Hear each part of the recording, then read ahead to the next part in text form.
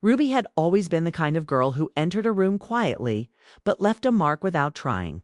She was soft-spoken, polite, and the kind of coworker people trusted instantly. Working in a mid-sized marketing office in the city felt like a step toward a future she had dreamed of for years.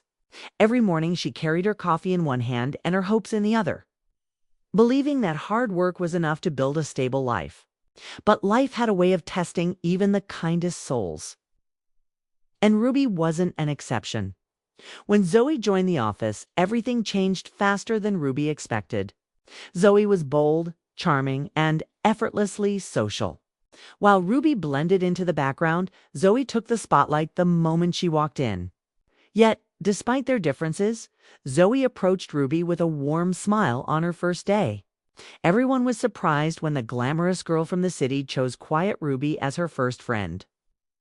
But Ruby accepted her friendship wholeheartedly. She had no reason to doubt her motives. They ate lunch together every day. Zoe would talk endlessly about her life, her relationships, her expensive hobbies, while Ruby mostly listened, sometimes giving advice when asked. Zoe liked to brag about her lifestyle, her designer bags, her weekend trips, the attention she got from everyone. Ruby didn't mind. She liked having a friend who made her days brighter. And for the first time in a long while, Ruby felt she wasn't alone. Weeks passed and Zoe became the center of the office. She was admired, complimented, and invited everywhere. People began to look at Ruby differently, mostly because Zoe treated her like a close friend. Ruby enjoyed the new warmth from coworkers, though she knew it wasn't because of her personality, but because of the association. Still, a friend was a friend, but what Ruby never realized was that Zoe's friendship came with invisible conditions Ruby had not agreed to. One evening, as the sun dipped behind the buildings and cast long shadows over the office floors, Ruby received a call from home. Her voice trembled as she turned pale. Her mother had collapsed unexpectedly.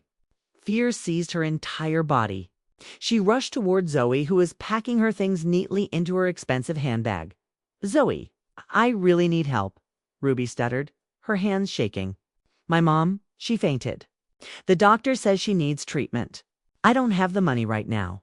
I only need a loan for this week. Please, I don't have anyone else." Zoe paused. Her face showed a flicker of something annoyance, discomfort, or maybe something darker. Then she gave a small sigh. "Oh, Ruby, I wish I could help, but I really can't lend money. It's not good for my key image, you know? What if you can't pay it back?"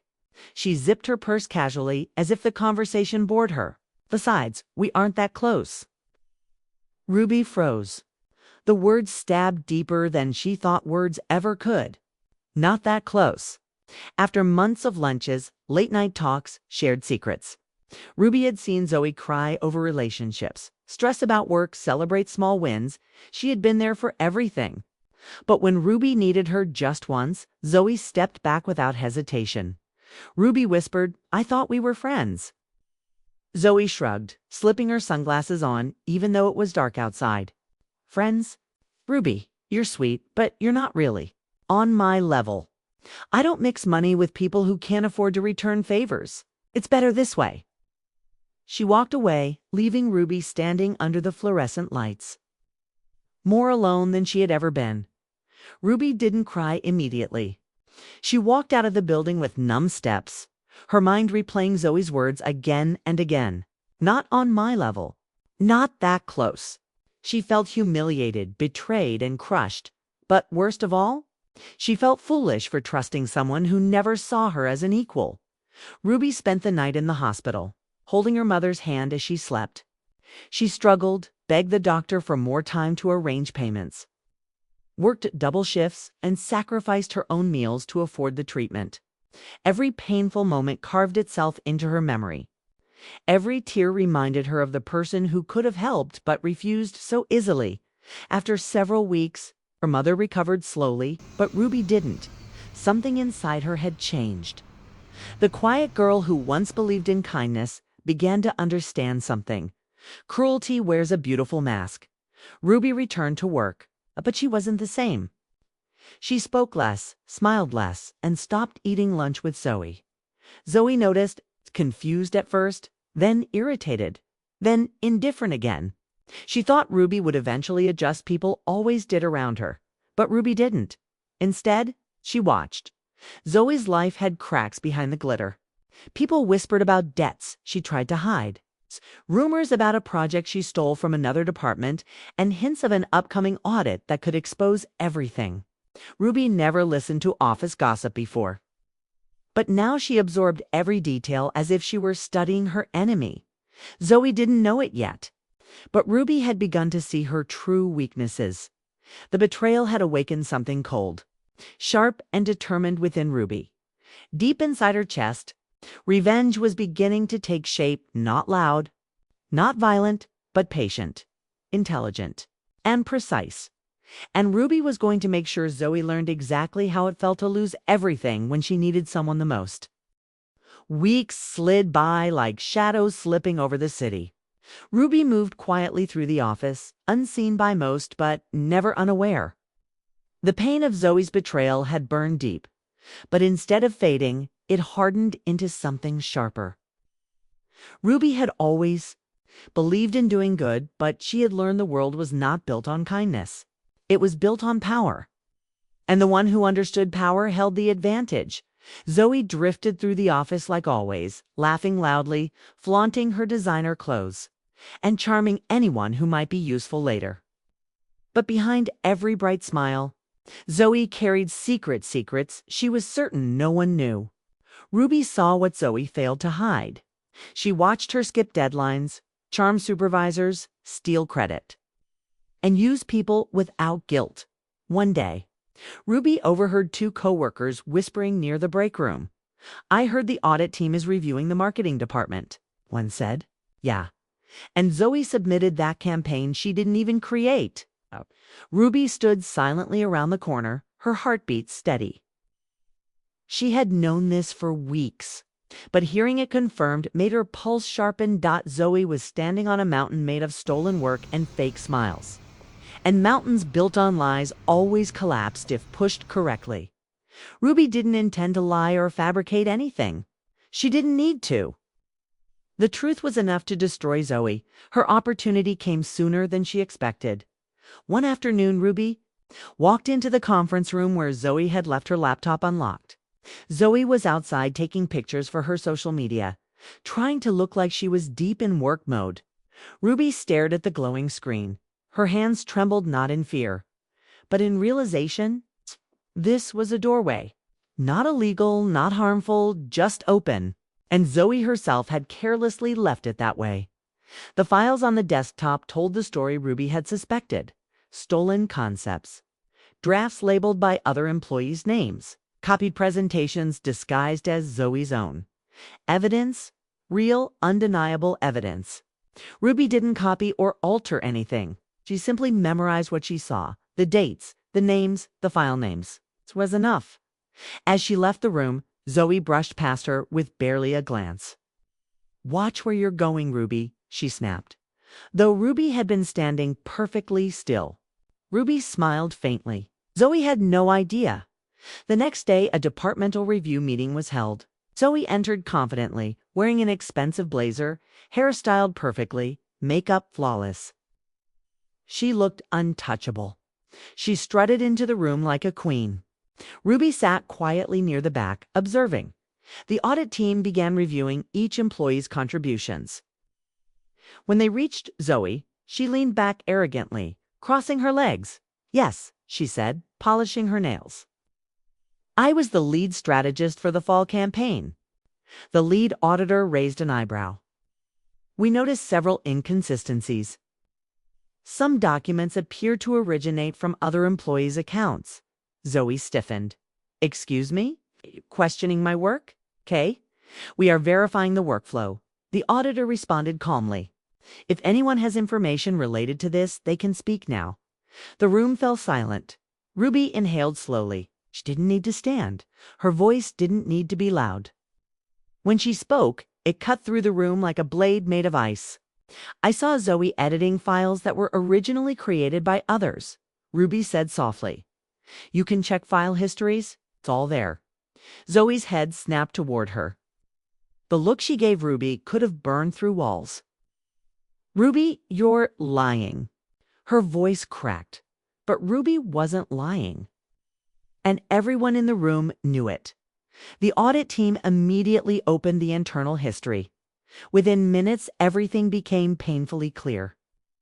Zoe had taken credit for at least 3 major projects that weren't hers. The tension in the room thickened. Zoe tried to argue, tried to twist the story, even tried to cry, but nothing worked. The evidence was exactly where she had left it. Ruby didn't gloat. She didn't smirk. She simply watched Zoe crumble under the weight of her own deception. When the meeting ended, Zoe chased Ruby down the hallway. "How dare you?" she hissed, grabbing Ruby's arm. "I helped you fit into this office. You owe me." Ruby gently pulled her arm away. "You refused to help me when I needed you," she said, her voice calm but unwavering. "I don't owe you anything." Zoe's eyes filled with rage. "You ruined me?" "No," Ruby replied. "You ruined yourself." "I just stopped protecting you." Zoe was suspended pending investigation. Her social circle at the office evaporated instantly. Friends she once bragged about vanished like smoke. Admirers disappeared. Spotlight she loved turned harsh, exposing everything she tried to hide. Ruby didn't celebrate. She simply went home to her mother, cooked dinner, and sat beside her as she slept peacefully. For the first time in months, Ruby felt the air ease around her. But revenge wasn't complete, because Zoe, wounded and desperate, wasn't done causing damage, and Ruby's quiet strength was about to be tested in a way she never imagined. Zoe vanished from the office for 2 weeks, and the silence she left behind felt strange. Everyone who once hovered around her moved on quickly. Gossip died down. Work returned to normal. But Ruby sensed something brewing beneath the surface. Something unsettled and sharp, like a storm waiting behind a quiet sky. She kept her routine soft and simple. She made tea for her mother in the mornings, took the bus to work, finished tasks perfectly, and returned home peacefully. But even in calm moments, she felt Zoe's absence like a cold breath on the back of her neck. It came back to her the moment Zoe returned.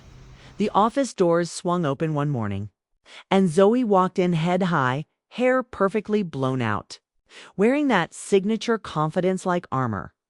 But her eyes betrayed everything. They were colder, angrier, more desperate. She didn't look at anyone except Ruby. During lunch break, Ruby found Zoe waiting near the elevator. Zoe stepped forward quickly, blocking her path. "You think this is over?" Zoe whispered, her voice shaking. "You embarrassed me. You humiliated me in front of everyone." Ruby stepped aside calmly. "I told the truth. Nothing more." Zoe grabbed her wrist again, nails digging in. "You took everything from me." Ruby looked at her without flinching. "No, you left yourself open. I didn't push you. You walked into it alone." Zoe's grip tightened. "I'm going to fix this, and you're going to regret what you did." Ruby pulled her wrist free and walked away without a word. She didn't react, didn't look back. Zoe's threats felt like cheap echoes until the consequences began. Small inconveniences appeared first. Ruby's work assignments mysteriously got swapped for more difficult ones. Her submitted reports were suddenly missing from the shared drive. A coworker she trusted mentioned that Zoe had been spreading rumors, accusing Ruby of setting her up. Ruby kept calm, but she felt the pressure building around her like a tightening rope. Then something deeper happened. One afternoon, Ruby came home early to find her mother sitting silently in the living room, holding her phone with shaking hands. "Ruby, someone called," her mother whispered. "They said you were in trouble, that you did something wrong at work." Ruby froze. Her mother continued, voice trembling. "They said you're being watched, that you could lose your job." Ruby sat beside her and held her hands gently. "Mom, that's not true. Someone is trying to scare me." Her mother looked into her eyes, trusting her completely, but Ruby felt her heart drop. Zoe had crossed a line. She wasn't just sabotaging Ruby at work, she was targeting her home. Her peace, her vulnerable mother who had no one but her. That night, Ruby sat on the edge of her bed and breathed deeply, letting the anger settle in her bones in a quiet, concentrated way.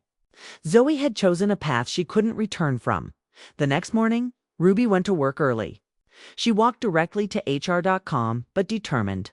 She reported everything: Zoe's threats, the harassment, the tampering with her assignments, the phone call to her mother. HR listened closely this time. The department already had concerns about Zoe after the investigation, and Ruby's testimony aligned with new complaints they had received about Zoe's behavior. The office began watching Zoe closely, but Zoe sensed that something was closing in on her, and desperation twisted her actions even further. One rainy evening, as Ruby left the office late after finishing extra tasks dumped on her, she noticed Zoe standing across the street under a flickering streetlight. Her makeup was smeared, her expression unhinged. "You ruined my life," Zoe said, stepping forward through the rain. "I'm not letting you walk away clean. I'll make sure everyone sees you for what you really are." Ruby didn't step back. "What am I, Zoe?" Zoe's voice cracked. "A nobody who thinks she deserved more." Ruby's calmness only infuriated her more. "You want to pretend you're innocent? You're the reason I'm losing everything. I gave you friendship. I gave you a place in this office." Ruby shook her head. "You never gave me friendship.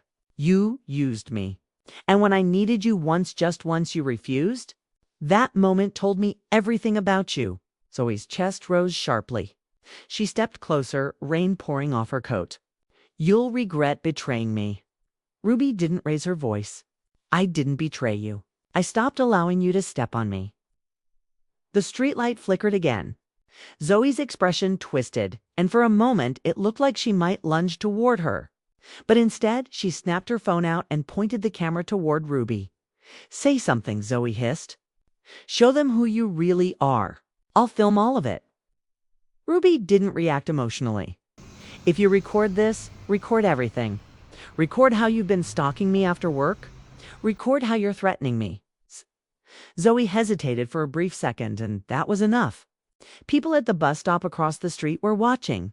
The security guard from the office was looking out the lobby window suspiciously. Zoe lowered her phone slowly.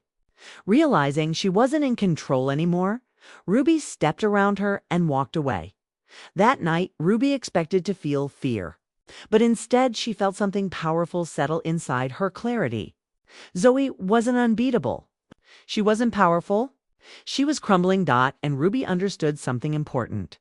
Revenge didn't always come as fire. Sometimes it arrived as truth, revealed piece by piece until the guilty destroyed themselves. But Zoe wasn't finished yet. And in her last attempt to salvage her reputation, she would make one final, reckless move, one that would push Ruby to the edge of everything she thought she knew about herself. The next few days moved with an uneasy stillness, like the air before a storm. Ruby could feel tension gathering around the office. Zoe walked through the halls with a forced smile, pretending nothing was wrong, but her eyes darted nervously whenever Ruby passed by.